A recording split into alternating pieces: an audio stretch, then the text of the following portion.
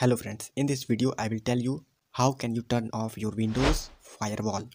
But first of all you need to understand what is the firewall. The firewall on your computer is designed to prevent unauthorized access to your computers or networks from malware attackers and hackers. But sometimes you need to off your firewall to access some apps or get connected to any other network or any connection you want to establish. In this situation, you must have to disable your firewall to get access. But please keep in mind that disabling the firewall can put you at a significant risk or unauthorized access to your computer or network. So let's go to our screen.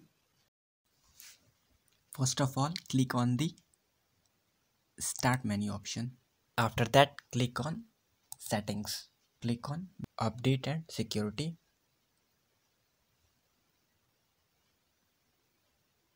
Here just click on Windows Security.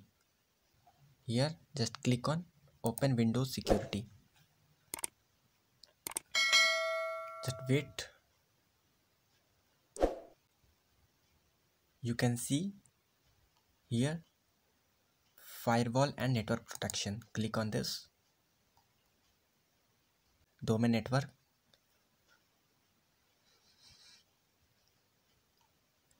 Here you can see Windows Firewall is on. Click on that.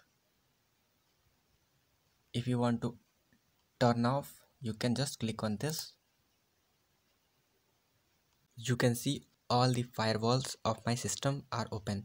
Domain Network Firewall is on. Private network also on, and public network is also on. Thanks for watching.